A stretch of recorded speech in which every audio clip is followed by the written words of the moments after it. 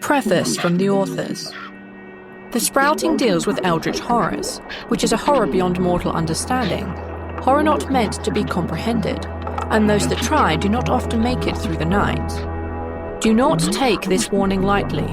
I can assure you that this tale will most likely involve body horror, manipulations of the mind, and moral subversions offensive to a righteous soul, and as such, this might not be the tale for you.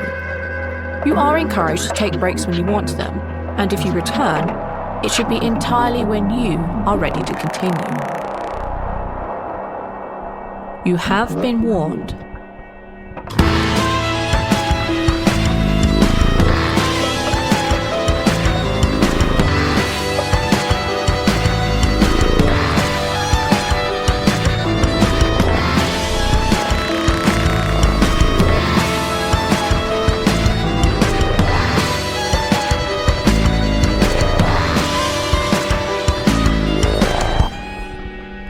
The Sprouting by Blighthouse Studio.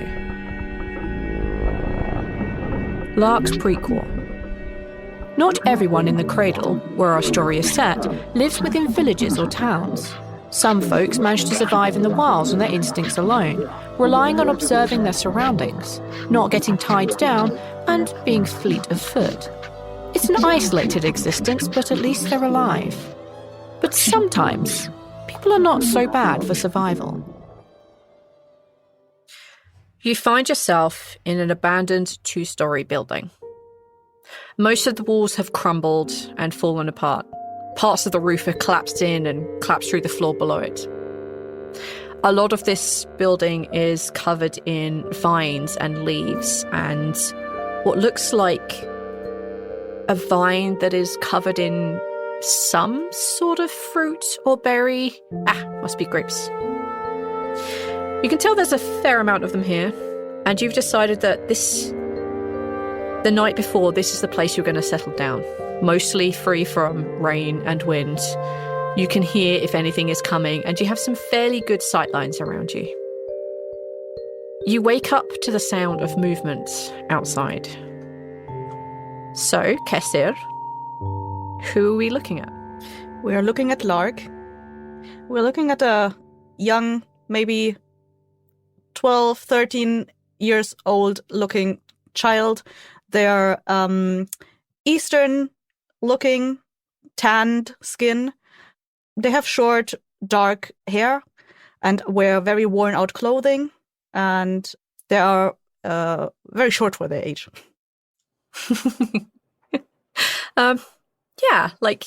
You hear the sound of rustling outside. And you hear what sounds like kind of like a crackling sound before you hear a voice. And the voice says, "You might want to send Talk up here. There are so many grapes, he's going to love it." And hear a crackling, but you can't quite make out what it's saying. What do you want to do? You can't see the origin of the voice. The sun is kind of beginning to come up, but this is where you are. You are very close to being found out. What do you want to do? They're trying to look for a place where they can safely see the voice from, like a vantage point or something that is kind of hidden behind vines, something like that, or like bushes. Yeah, like you could from within the building, you could definitely climb and very quietly climb some of these vines and branches that have kind of crept on the inside of this building that have taken part of the ceiling out. You could definitely climb some of that and peer over the edge where the roof is collapsed in to see whomever or however many people are below you. You can definitely do that. As you kind of very quietly and stealthily climb up there, I'm going to make you roll a stealth roll. This person will no way ever be able to see you or hear you. You notice as you look over the edge of the building, you see this kind of probably mid to late teenage young woman. She has dark, short, curly hair and quite dark skin, probably much darker than yours. And she seems to be wearing loose-fitting shirt and trousers, not really practical for being out in the apocalypse. She has a side bag on, and she seems to be holding this small rectangular box that seems to be making that crackling sound that you're hearing every now and then. And you can see her lift it to her face, and just like you hear a click, and the static cuts out, and you hear her talking into it, and you hear more crackling come from it as a response. And you can see that she's reaching up and grabbing like some of the berries, the grapes as she's calling them, and putting them in her side bag. What do you want to do? I think I will watch them for a little while and make sure that like the space is safe, because they've been basically hiding from threats in the area recently. So they're just making sure, because there's a center pole that is making a lot of noise. So they're like making sure if they draw attention, then it's not safe.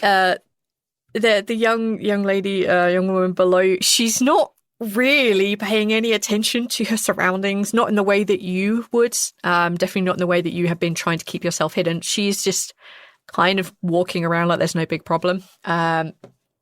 Maybe she's just not used to being out here. Who knows? Could I have you make, and it's your choice, you can either make a spot hidden or a listen check.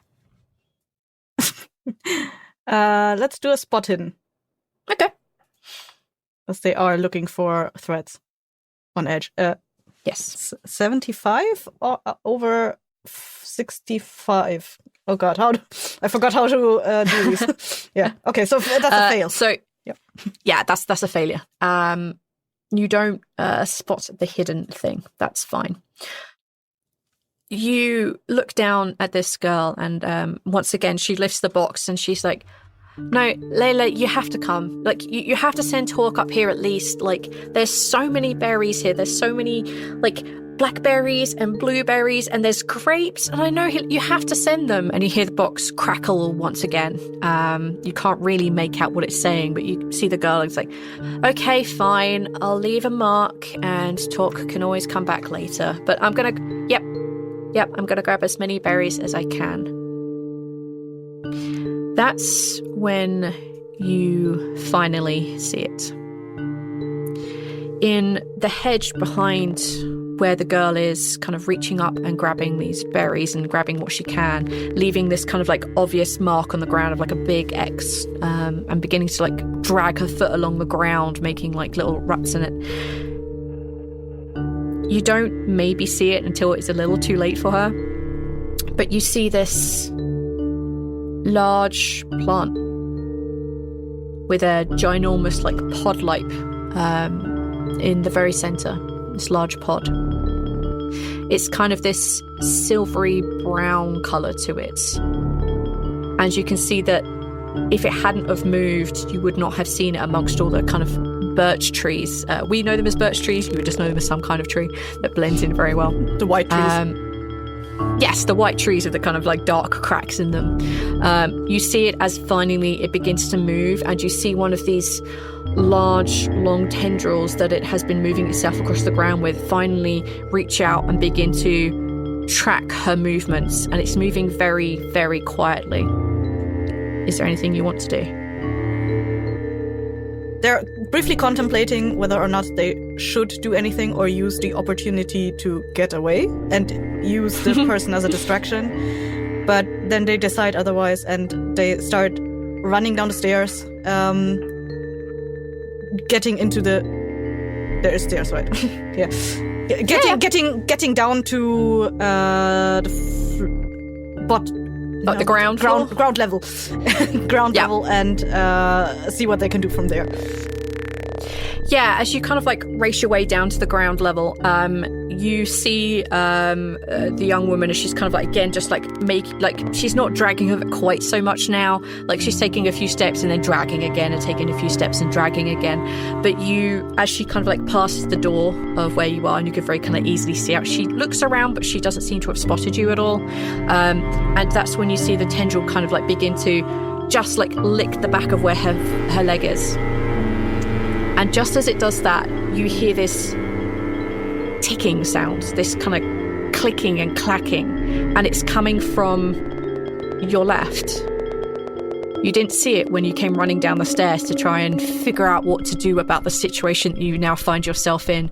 And as you look, you see standing in the corner of the room this large pod with silvery and brown cracks to it. And you see its tendrils begin to slowly reach out towards you. And you hear this ticking as you know this kind of stalk on the inside is beginning to rattle against the side of the pod, and you see one of the other tendrils from the creature that's potentially following the other young lady begin to change its orientation and head towards the sound of the other ticking creature. What do you want to do? They're taking out the little hand scythe they have in their backpack. Yeah. And they're trying to find like a beeline towards the person to grab them and maybe drag them out of harm's way and like be ready to slash at any of the tendrils in case they come into harm's way, and then try to drag them like in the direction of an exit.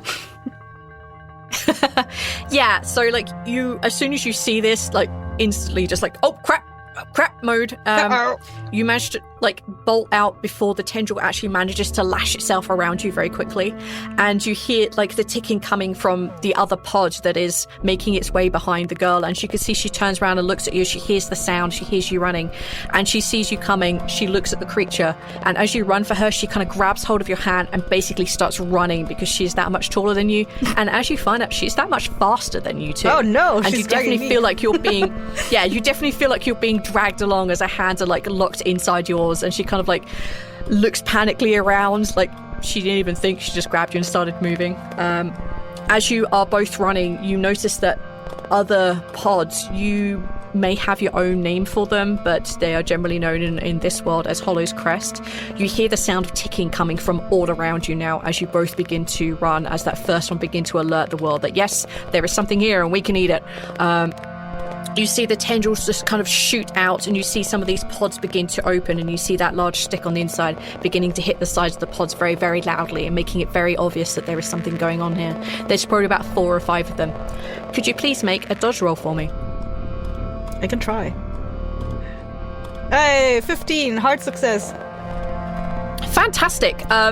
One of these pods just kind of lunges itself forward, the entire pod, as if it's about to close around you, and you see this and you manage to just roll and dodge out the way. The girl's hand like slips from yours as you begin to get out of the way this thing as it closes itself around where you used to be. Let's see how well she does. Uh-oh. As you kind of like drop out of her hand, as you kind of like pull forward, your momentum also partially pulls her forward, and you see one of these giant pots that kind of launched itself from the other side of like the road that you're kind of running down, narrowly miss grabbing her in the entirety, but it does latch onto her foot as she kind of lands on the ground. She did a really good at dodging, but it was so close so close to success, but it was a failure. As you see, it just kind of like clamps around her ankle. As you hear the sounds of ticking getting more and more frantic from all around you. I'm taking out the scythe and slashing at the tendril in my hopes to get through them in one slash. If you could make a fighting brawl check for me, that would be great. Don't fuck me. No. Oh my god! The dice was rolling on 8 and then it flipped. It's a 10. 16. Success! Yay! Yay! Yeah, you managed to like pull out your... I'm not going to make you roll for it because you have enough damage. It was only kind of like partially clamped around her ankle. But yeah, you managed to pull out your hand scythe and you just slashed down and managed to completely like cut the tip of this pod off that are closed around her ankle. And yeah, you kind of like see this kind of like dark greenish fluid begin to flow out from it. And you see her kick it away and she kind of scrambles forward. And yeah, like again, she kind of like gets herself up off the floor. Yeah, I'm gonna put a hand under her arm and try to pull her up at the same time. Yeah, absolutely. Like it's a mad dash scramble. Yeah. You can see that she like pulls out from like that side bag as you're beginning to run. She pulls out like this like what looks like a small crossbow, and she's very awkwardly trying to load it as she runs. But it's okay. It looks very crude, like very like poorly made. But the bolt looks like it could do some real damage. There's like a hefty weight on the end of it. You can see very easily. And you keep running down this road. You come to a fork in the road. Do you have any idea on which way you'd want to go, or are you following your rescued friend? They're faster than me and probably dragging me most of the way along, so I'm just gonna let her. Because I have no idea where to go either. I just want to get away. She seems to be knowing where she's going, and she kind of like, as she's kind of like finally has the crossbow loaded, she kind of like reaches back and just holds on a few secs so that you can catch up, grabs hold of you, and manages to continue propelling you forward. You see that as you're running towards this fork, she definitely veers you off to the left, which you aren't exactly sure which direction is, but she seems to know where she's going. And as you go that way, you hear the ticking behind you get a little quieter. And then a little quieter still. And you see her like kind of stop and pull you behind what looks like this rusty metal pile in the middle of like the pathway that you're running behind. It's like covered in grasses and plants, but they don't seem to be dangerous at all. And she pulls you to one side and like keeps you both like down low. And you see the ticking plant, you hear it getting closer and closer, but she kind of puts her finger to her lips and just keeps you quiet. And you see this plant dragging itself along the ground, this giant pod just kind of like ticking and hissing and ticking, and you hear it ticks off in the distance as it seems to be responding. It's not a random ticking, you know that. You know it's not random. And you see it begin to slowly pass and make its way down the road, and then finally it goes off into the bushes and into the trees. And then finally the girl kind of like takes a bit of a breath and like sits down with her back against this like metal rust bucket that's behind you. And she untensions the crossbow. She takes like a couple of breaths and she looks at you. Thank you. You're welcome. You should pay more attention to your surroundings. I know. It's not safe. I know. Supposed to be told I'm not really very good out here. You should not be out here alone if you're not good at it. We need food and seeds and plants. And I found some grapes and they have seeds in them, and berries and they have seeds in them. So at least what I got can feed us for a little bit long. I'm Arenda. I'm Lark. You don't seem very sure about that. I'll call you Lark if you want me to. Yes. Lark is gonna point to the black box that they have and say, "Yeah, that is too distracting. Not when you need to listen." Yeah, I don't know what those things are, but they looked really dangerous. How did you? You look awfully young to be out here on your own. Do I need to get you back somewhere? No, I live here. I mean I get around. I don't live here. I go where those things are not.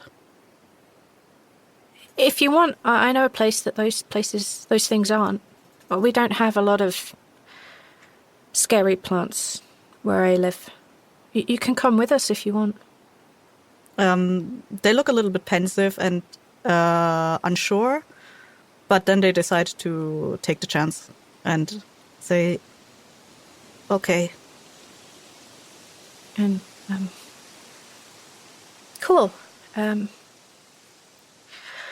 She kind of like stands up, and then just she realizes that as she stands up that she's actually just still holding your hand. She just like self-consciously just lets go and puts her hand like in her. She clearly has pockets in her in her butt area. So she puts her hand in Lark does the same as they notice it. They do this awkward thing where they're just yes, looking awkwardly. Sorry about that. We're safe now, I think. Yeah. Yeah, I think so. We need to make you faster. You're very slow. They would have gotten you. I'm better at climbing than running. I'm better at running than climbing. Yeah, let's the people I'm with and the boats down in this way. It's probably about 10 minutes, not much. What is a boat? You see this like giant like metal car here, and she kind of taps the side of the thing very quietly, and you see like rust beginning to fall inside what we know as a car, but it's just a giant rust bucket to you. Oh yeah, the giant rust bucket. Yeah, it's like this, but for the land and not that's a terrible description. I'm sorry. What is it doing in water? I think it's water. They don't like water. And like they chip a little bit at the rust that's like flaking off the colors. I'm sorry, I described that terribly. It's something that floats on the water. The plants don't seem to like crossing the water very much, and we can get on this. Ours is made of something called carbon fiber or whatever. I don't really know what it's called. But it's something that floats in the water, and we can get on it and go to an island where there isn't those scary clicky things. I did not understand half of the words you said, but if there are no plants, that sounds good. Yeah, well, I think anything sounds better than that weird ticking noise they made. Yeah. It keeps you awake at night. Well, so that's Talk. You can see him coming up. And as you kind of like continue walking down this road, you see this like kind of middle-aged man. He's quite thin. He has a lot of tone to his muscles, but it's obviously he doesn't eat loads. I mean, it's the apocalypse, so he's quite thin anyway. And he has like this kind of like very like tight jacket on, and he looks like he knows how to handle himself. You can see him looking from side to side. He doesn't have one of these like little black boxes on him. He can see that he has a backpack on, but it's something that could be very easily like shrugged off if needed. And you can see that he's carrying what looks like a really big fucking knife on his hip, and he seems to move very quietly. And you see this older gentleman kind of like walking up the road and up the hill kind of towards where you are. And as you see a little bit further out, you can see this. You can see the ocean. You can see water. You can see it lapping against the side of the pier, and you see this wooden protrusion out into the ocean a little bit. And you see this. Well, you see this kind of boat that is attached to it, and you can see this slightly older-looking woman who has grey hair, and she has like this pipe in her mouth, and you can see clouds of smoke going up as she keeps lighting it. She looks quite well built. She is quite big, and it's obvious that she's had at least enough to eat in the apocalypse, or at least that she's very physically strong. And you see her waving at the pair of you with a bit of a quizzical look on her face. But the gentleman reaches you first, and he says, "Hi, new friend." Lark is gonna like subconsciously duck a little bit behind Arenda.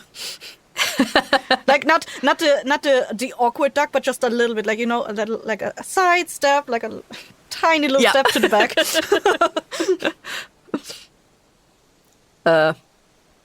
New friend then. Hi, I'm Talk. Who are you? Lark. Nice. I assume you want to lift to a place where there's none of these hellscape monsters trying to get us? They're nodding frantically. Good. You're going to have to tell me how you managed to survive out here so long. Unless you have people you're supposed to get back to. No. Come on then. Better feed you up. Short. Needs to be a bit taller, a bit stronger. You're going to have to tell me how well you've hidden from all this stuff. Got to tell me everything. Oh, I'm small. Maybe we should get you a decent knife. You just... Lark is going to, like, they probably still have, like, the hand sickle in their hand. Like, they're just, like, meekly, like, holding it up a little bit. Like, I have this. It's good enough. Well, you obviously know what you're doing with it. You survived this long, so... There's probably still the black fluid dripping from it. Yeah. Oh, probably saved a render then, huh? That's how you managed to be friends. Got it. All right. Come on, you two. On the boat. Layla. Lark. Layla. And you see the old woman kind of like grunt and chewing on the end of her pipe still, puffing away at it. And she kind of like, she doesn't really back up, but she points like kind of like to the front of the boat where Arenda kind of like steps in, and she kind of like Arenda throws her hands up so that you can like more easily climb or jump in. As Lark passes by Layla, Lark is just going to like. They say nothing. They just incline their head like politely a little bit. You think Layla might possibly approve of this because you're the only one not chatting up a storm. And as you notice that the boat begins to get going, you see that that Layla, puffing away, starts rowing this boat out towards what looks like an island in the middle of like this kind of bay area. It takes a little while to get there. I didn't know that the plants didn't go over the water. They really don't like it. There are some like plants, like if you look over the side of the boat, you can see there's some plants on the bottom, and they're a little bit weird as well. But for the most part, the most dangerous ones don't really bother us on the island, so... Lark is gonna lean over the boat, look, see the plants, and take like shudder a little bit. Like they have to resist the impulse to just like slash them away with a hand sickle. Like if they say it's okay, then they probably have a reason. Yeah, they're quite far down, and you can see like lots of different colours, and some of them seem to be glowing weirdly as well. But yeah, they are quite a distance below you at this point. Oh, okay. I thought you meant like on the side of the boat. You mean like algae or whatever, or like seaweed or whatever? Yeah, seaweed at the bottom of the ocean. Okay. Yeah. And yeah, we basically, we see Arenda and Lark and Torque and Layla just rowing their way towards this large island in the middle of the ocean. And as like you kind of are going forward, Arenda says, so, Lark, welcome to Driftwoods. It's kind of safe. Mostly. Thank you. Sully's Prequel.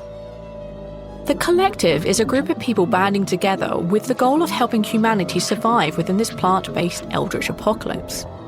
They have many small outposts, and one such collective is called Des Bassard, where a politician is balancing hard decisions and family life. We find ourselves this evening in a home. This home houses 3 people. It houses Revan, his daughter Brithiel, who we're just going to be calling Bree, and also Revan's brother. So Aethel, who is Revan's brother. I'm going to be playing a man named Sully. Sully's a 39-year-old man. He has kind of whitish hair, but you can see like the remnants of dark brown in there. But it's mostly gone, and it's started to thin really, really badly. Age and weather has kind of taken a toll on him. He's spent a lot of time outdoors in his young adult years, but he's spent a lot of time indoors recently, so the color kind of has faded. But he still has that, like, kind of, you can see it when you look at him that he spent a lot of time outdoors. Like, what's it called? Weather-beaten skin, I think is the phrasing. Yeah. Yeah. He's wearing rather mundane clothes. If I understand correctly, where he is right now, he's probably wearing some very comfortable clothes as he frets over papers and books and piles of data that he's trying to scour through. He carries himself with a air of, what's the word I'm looking for? Trained, like, rhythm. I'm imagining he's sitting at a desk right now, and he's not doing that hunched over thing. Like, he is a man that has spent years being told how to do things, and he has learned how to do them. And as such, he sits straight backed. He has his like chair set in the right position. He has his paper set in his right position. He probably even has a little stand to put the papers on if he needs to read them at a long time, so he doesn't crook his neck. I'm imagining he's like you can tell when you like if you were to see him in that moment, it's like he's been doing this for a very long time, or if he hasn't, he read how to do this at some point, because this is not a natural way of like doing these things. Yeah. So we find Sully this evening, essentially in one corner of kind of the living room area. It's not particularly big. None of the houses here in your particular collective are all that big. But you are afforded some luxuries compared to others, thanks to Revan's job. We find Sully in the corner of the living room at a desk. He is currently writing something, researching through things, and you hear the sounds of Bree kind of like off to one side, like in the kitchen, laughing and talking to a slightly older boy who happens to be Sully's son, whose name is Vivaldi. And you can hear the pair of them just talking away as Vivaldi is helping Bree with her homework, or helping her or making her food or dinner. It is quite late in the evening, and you would have expected Revan to be back by now, but he is sorely not here yet. Okay.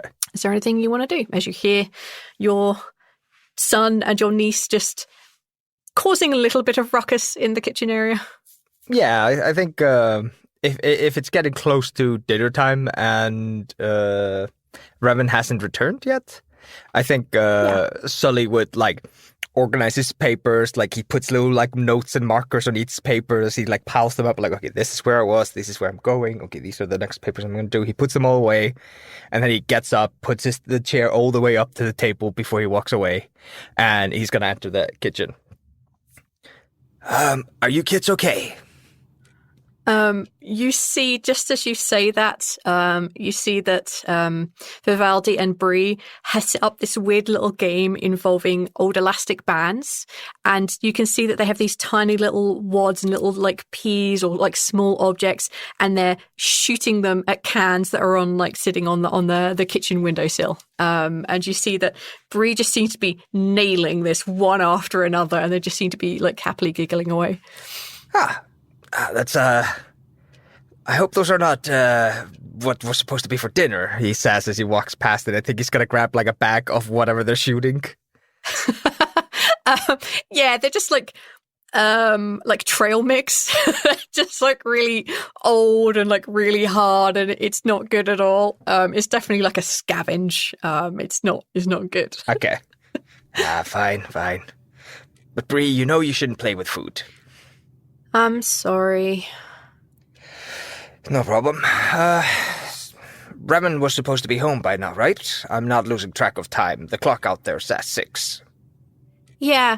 Dad said he'd be home a little bit late today. I'm sorry, did he not tell you? He may have. I've been very distracted. Yeah. Yeah, speaking of Dad, we've already eaten. You seemed lost when I tried to hand you your dinner earlier. Revan leans out to see if there's a plate of something in the living room. Do you mean Sully? What did I say, Revan? Yeah. Revan, yeah. Sully leans out to see if there's a plate or something in the living room. Yeah, it's on a small table that has clearly been moved next to your desk. Oh, thank you, Vivaldi. Sorry, I've just been... It's a lot going on. Yeah, we know. I thought I'd make some dinner. Look, I know that you're really busy. Mm-hmm. I'm gonna go. This is gonna be awkward. And Bree just literally shoots away from the kitchen, and Vivaldi has his hands in his at his side in his pockets, and he's obviously looking a little bit distressed, I guess. Okay. Vivaldi, have a seat. He sits down. Sully sits opposite him. Yeah. Look, I know that you're really busy with Yeah, the speech tomorrow. Thank you very much for taking care of Bree. No worries. She's funny. She's fine. No, it's I really need to talk to you about something, and I know that you're really busy right now, and I'm trying to. I've been trying for the last 3 weeks to talk to you, and it's not easy. Okay. Go ahead. I already intended to start cooking. I put my notes away. I've got 20 minutes for you, boy. Yeah. Could you take a psychology check for me, please? That's a success. He has that kind of you've hit a sore spot when you said you've got 20 minutes for him. It's that tongue-in-cheek, yep, exactly my point. Without saying that, you've clearly hit a sore point with him. All right. Sully's gonna file that to the side of all right, fine, I'll make time for him tomorrow after the speech. And he says, yeah, sure.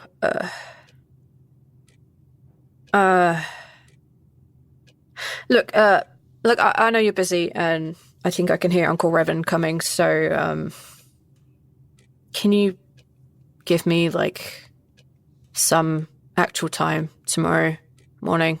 Yep. And Sully goes into his pocket, he gets out a notebook, scheduler thingy, and he just, goes through it the speech goes until 3 p.m., Then I have the meeting with the reporter guy, and if things go well, we have a thing at 5. Don't think that you're meeting with the admin guy at 10 tomorrow. Right, yes. Okay. This seems to be important, so let's just book this for the evening, okay? I don't have anything in the evening. I shouldn't have anything in the evening. So, sharp 6 o'clock, I'll come here. I'll cook something nice for us. Just the two of us. And we'll have something good to eat. I'll get some meat. Like good old-fashioned meat. You see, he has a bit of a smile. Yeah, that'd be good, Dad. You could grill it, in the backyard. There's a fire pit out there we never turn on anymore. Yeah, I think the last time we had grilled food, I think I was Bree's age. It was good, though. Really been that long. Yep. Yeah. All right. You've been busy. Not that I mind. I understand what you're doing for the collective is really important, Dad. I don't blame you for not having time. I get it. It's not important. It's necessary. They are ignoring the incoming cataclysm that will hit all of us if they don't change their ways. And there won't be a collective if I don't help them. Yeah. Like I said, what you're doing is important, Dad. I do believe that. Say, I'm gonna head back home to Mum's. Oh, you're staying at your mum's tonight? Yeah. I know I said here, but I think... You're a grown man. You can make this decision yourself.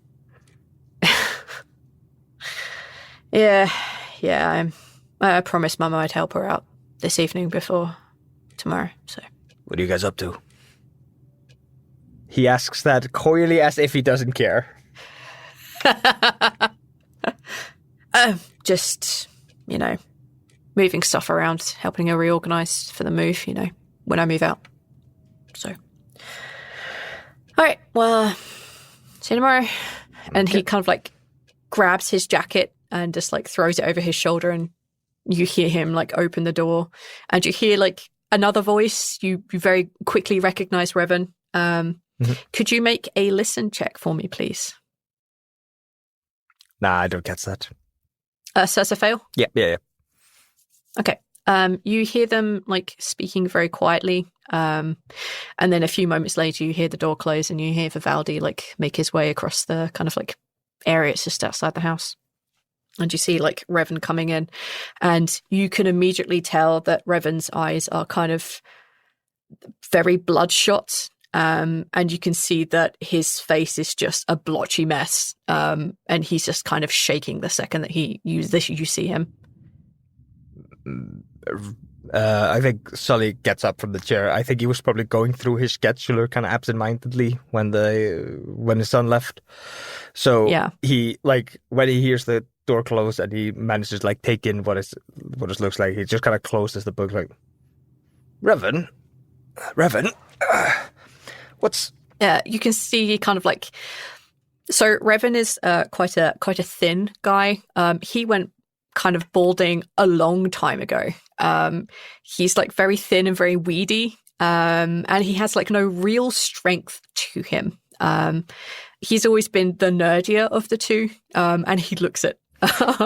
And yeah, you can see that he's like not exactly struggling to stand, but he's definitely using the walls and reaching out for the chair that Vivaldi had just left, and just kind of very quickly like drops himself into it. There's like an audible like creak of the chair as he lands in it. Okay. He throws himself on the chair. He's not going to get himself to danger. Sully just kind of like rubs his head and just like, this is what I need.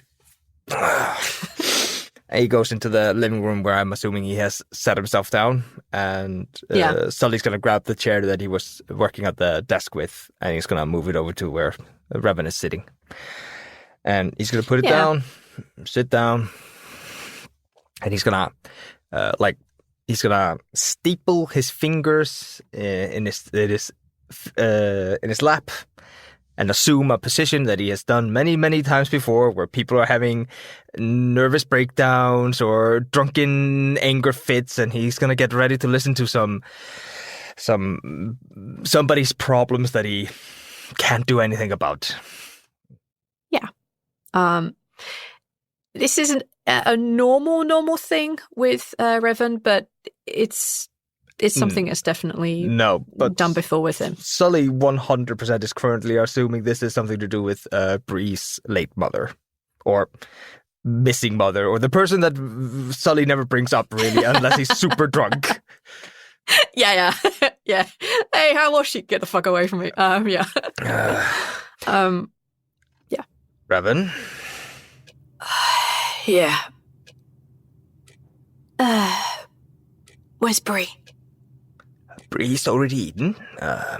Vivaldi made sure of it. I think she's in her room right now. I think Vivaldi taught her some kind of game with rubber bands. Good. That's good.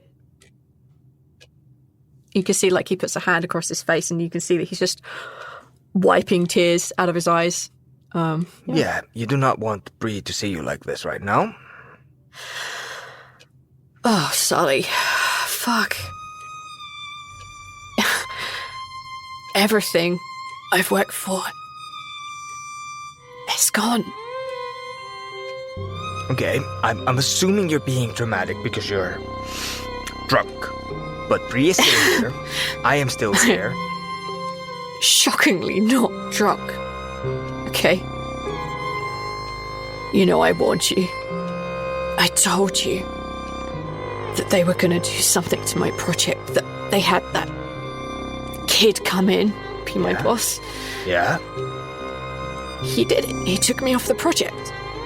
And now, instead of trying to figure out our power problem, I am recalibrating wind farms. Sully, I'm so goddamn close. They took you off the power project. Yeah. They can't do that. Don't think... You've been working on that for well over 15 years. They don't believe in it. They don't believe in the things that I have found and researched and studied. And Sully, if I could just get a little bit more of the carrot particles, I could show them it's not just feelings and ideas and theories that they think it is. I have actual numbers, I have actual data, and I can make this work if I had enough material and I had the right equipment, but they don't think it's worth the effort, and they've just taken me off it and they've put me on fucking wind farms. And he just, like, gets up and just, like, you know that he would throw something, but he doesn't want to make too much noise to disturb Bree. You can see him, like, reach out for something and just close his fist and just start pacing. All right. Come on, Revan. And he's going to, like, grab his shirt and start moving him, and he's taking him to the backyard. Yeah. Like, it's really small. Yeah, it's small. There is one. But it's outside. And importantly, it's paved. Yes. It's none of this grass shit. It is like covered in tiles and pavement. Yeah. Sully's gonna start rooting around in the like little like storage container they have out there for like a little bit of firewood that he had set aside. Making a mental note, I need to buy more firewood for tomorrow. He's gonna throw it in the fire pit and start the fire. Sit down. You can see that he just like slumps down in like a chair that's like kind of nearby to the fire pit. Okay. They set this kit in like, what was it, like 3 months ago? Yeah. I told you they were sending him in to stop me on this goddamn project. What kid is this? Where did he come from? How does he have power over you? He's young, smoozes the right people. I don't know, Sully. I don't know how the fuck he got this. They don't believe in what I'm doing, and if I don't fix this power problem, there's no amount of recalibrating that wind farm is gonna make up for that power shortfall we're gonna have. We are gonna run out of energy so soon. Everything is gonna fall to shit. I know. No, I know. That's why I'm doing what I'm doing. I know. And Sully, I can't. If those fences fail, I can't make it out there. I'm not you. I'm not strong. I can't make it out there. Okay. You need a beer, but we don't have any. No, I don't. But you need to calm down. I need a beer. No, you need to calm down. That's what you need to do. First of all, nothing's bad's gonna happen to you, Bree, or Vivaldi. Nothing bad. I've taken care of more useless people out there than the three of you. Vivaldi is a good boy and he can take care of himself. I believe in him 100%. And Bree is coming along nicely. Yes, you would be a burden, but you'd be a burden that we love. Like a puppy with 3 legs. Thanks. I know what you mean. Thanks. Fuck, man. Wind farms, really? Yeah. That's what they put the new kids on. Yeah. I don't know what I've done to piss anyone off, Sully. I don't know if it's me. I don't know if it's you. I don't know if it's Vivaldi. I don't know if it's the fact that Bree's mum up and left. I don't know.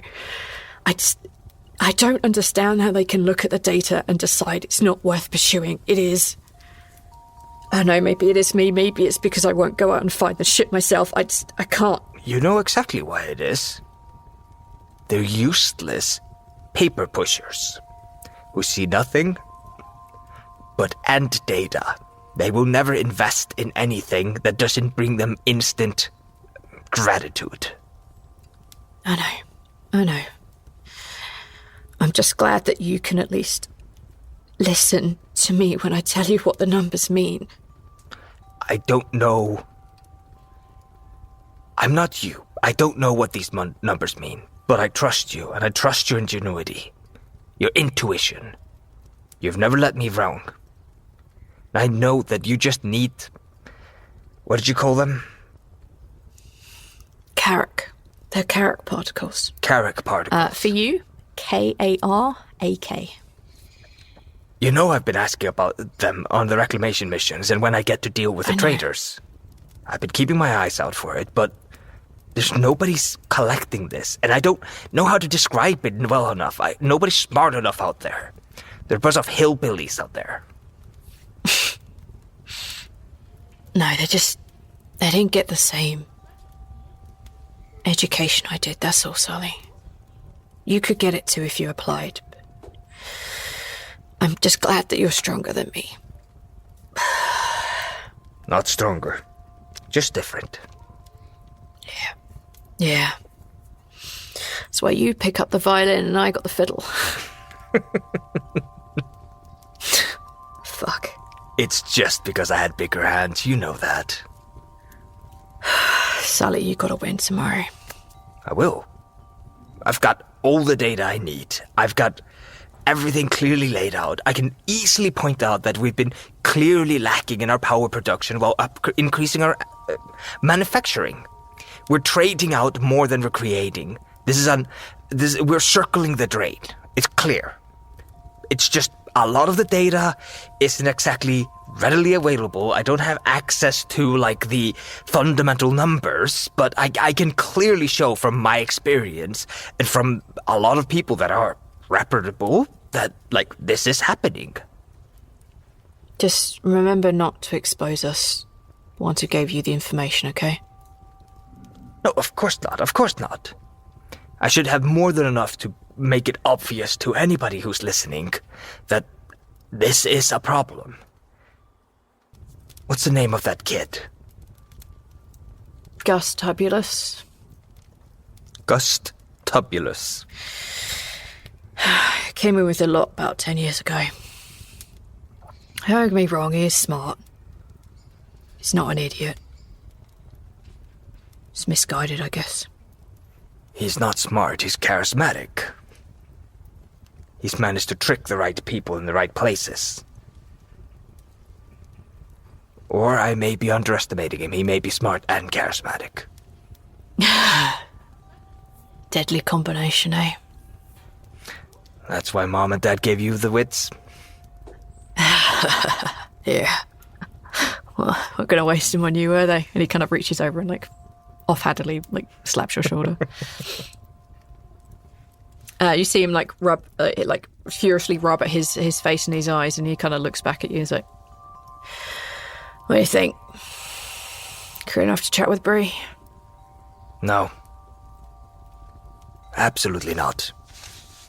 Sit there for another 15 minutes.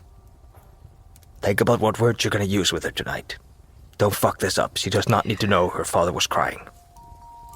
Yeah, I know. Go on, go in. I'm alright. Sully gets up. We're going to fix this, brother. Ralph's prequel. Just because someone is alive and in the apocalypse, it does not mean that they're friendly nor that they can be trusted. Good deeds sometimes come with ulterior motives, and sudden help often comes at a price.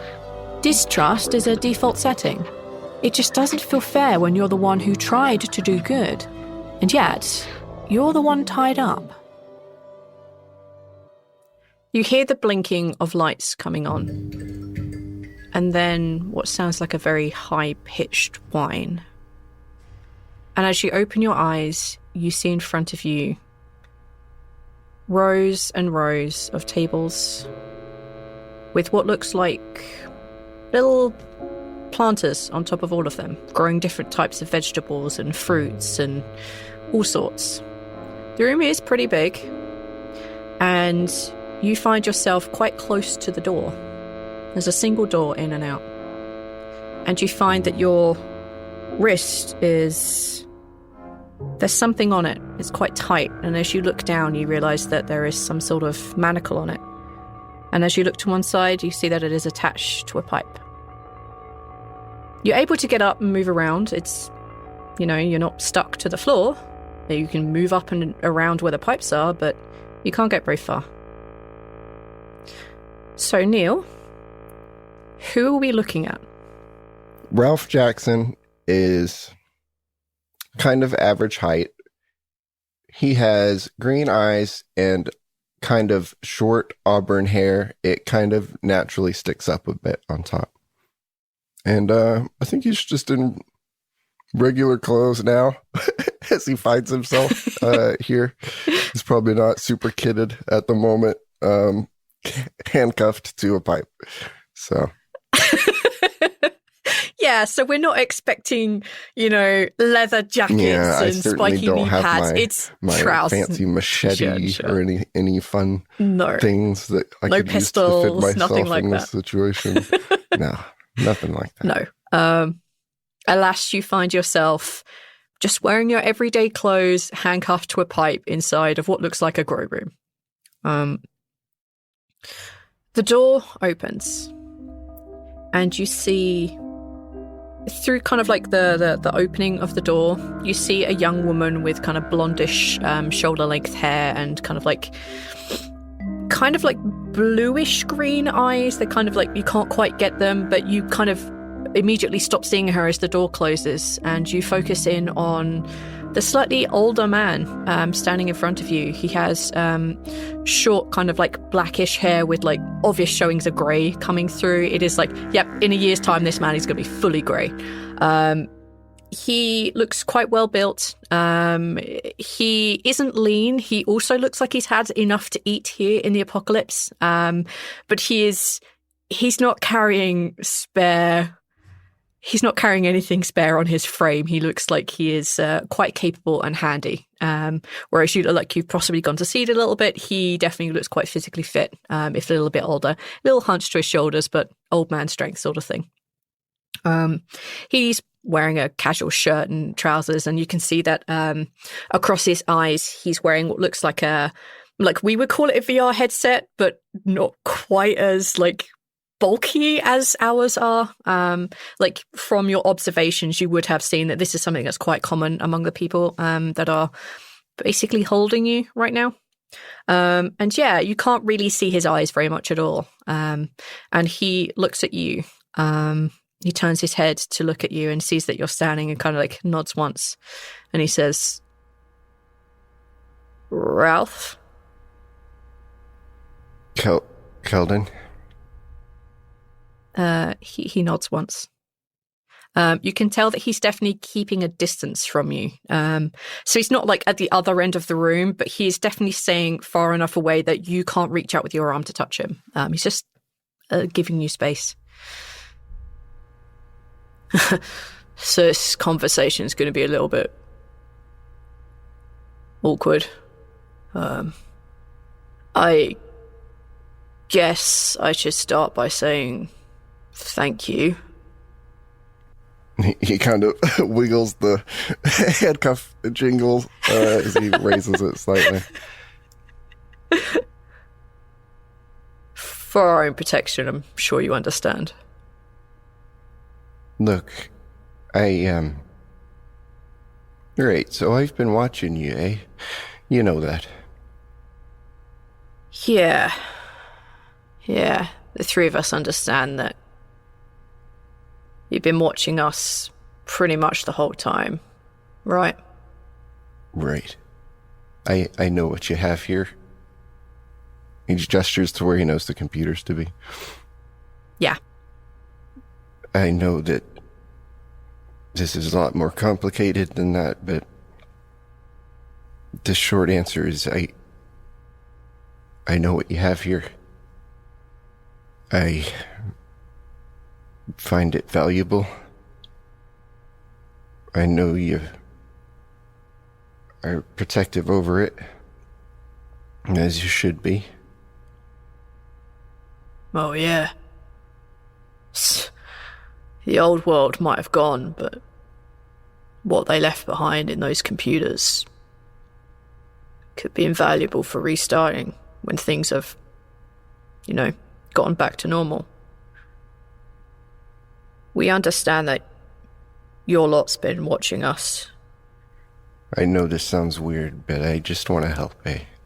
I don't want trouble. He's clearly nervous. He's changed to a pipe. Yeah. This is a tense conversation. He's just uncomfortable, but he's not.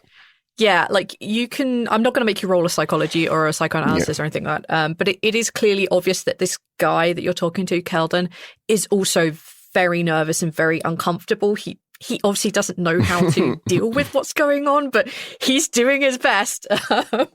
So you can tell that he's feeling the same, and he sees that you are in a similar predicament. I know that you lot haven't really been... Well, the thing is, I guess I just want to know why you saved the rest of us. Right. I don't know that I could be here alone. You know, Right. We all needed to survive in that situation, right? You understand that we've got to survive too. You know, the three of us. Yeah, I'm not gonna be trouble around, you know. I know this is weird for everyone involved, us, you, and I want to help, but you understand the position that helping you out puts us in, right? We can't really trust you. Oh, I know. Look, you don't have to give me any power or control down here. I want to, if I'm able to use the computers and learn and help, if possible, collect things, you know, I like I said, I find what is down here and what you have and the things that you're protecting from the old world here are intriguing. I wouldn't know where to find anything else like this. If you're up to me, I know. I could probably take a guess. This is complicated though, right? You're probably well aware of what we could do to you. And you saved us by coming back here. Give it a shot to try, maybe. But the three of us have to talk. Oh yeah, I'm not asking anything from you. You've got to do what you've got to do, and you're gonna. Yeah. I mean, the least of it is that, well, the three of us kind of owe you our lives. No. For getting us back here safe. So. Don't worry about that. I'm not wrong in thinking that this is the first time that you've spoken to my lot, right? That you didn't get any of the others, you didn't speak to any of the others before they... No. Can imagine it's difficult. I know what's happening, but, you know, what can you do? I kind of wondered if you'd always knew what we were up to. I know you're always watching, but, like, I know it's I've been kind of watching creepy. for a while, yeah. Okay, well, it really Sorry. depends on what... I'm sorry too, I guess. This can't be... this ain't easy for us, but I know it's probably not easy for you, and the three of us have got to talk before we decide what to do with, well, you for starters. Of course. If there's anything I can help you understand, I don't know what more insight I could have on anything than you, but I mean, we've got lots of questions about you and how long exactly you have been able to watch us, and if you're willing to help us learn, I might be able to persuade the others to find a way to let you stay. do what you gotta do, eh? But I'm not gonna ask you for anything. You know what I value here. Yeah. I mean, it's the same reason most of us are still here. What we've got here is important. We can't let it get raided or destroyed. You don't just live on all the food here, gesturing to the food and the thing. You require other things as well. And information, Yeah. by my understanding, has been good for you to trade, so You've been living on it. Medicines, foods. Good as gold for you. It gives us purpose, I guess. Helps spread that information as well, when we can. I mean, yeah, we need medicine and food and water and all the other good stuff, but clothes, it's good for us to have a purpose. There's not many of you left down here. No, sadly not. I know a lot of them, or get to see them. They were gone before I was really paying much attention. It's just another reason when we can't really trust you. Sorry, mate. I understand. He kind of takes a deep breath, and he takes a few steps forward, and he puts a hand out to you. If for nothing else, thank you. It's almost hesitant, but it's hard to describe. Yeah, he lifts his hand and very slowly accepts a normal handshake and just kind of takes a second glance down at his hand, puts it back down to his side kind of awkwardly, and gives a nod. All right. You see him turn his head, and you hear him shout, "All right, Lillian, lights out." Hi everyone, it's V here. Thank you all so much for listening to our first episode. Well, our first prequel, I guess, where we get to learn about at least 3 of the players who are playing with us in this story. This was a lot of fun. There's a lot of things being set up. We have a lot more prequels also recorded, which we call footnotes. There'll be little additions that we sprinkle throughout the episodes. And yeah, really thank you so much for giving this a chance. The first episode for the actual story should be out fairly soon, and keep an eye on those. And yeah, just really thank you. If you want to be able to help us out, then it would be amazing if you could just start telling people about the show. Just tell your friends, share them in your Discords, on the Facebooks, the Twitters, where you can also find us. Just tell people about us and get them to come listen. We're really excited to be able to share this story. It's definitely very different from what we've done anywhere else. It's a different system, Call of Cthulhu, and it's a very different story, sort of different table dynamic.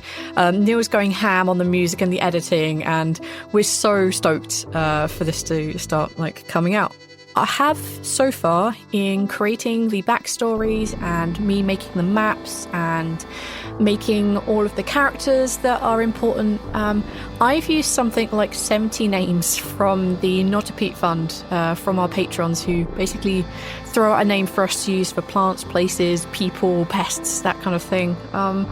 So I've gone through 70 of them so far, and I am still adding a lot to the world in the background, even though we've started recording.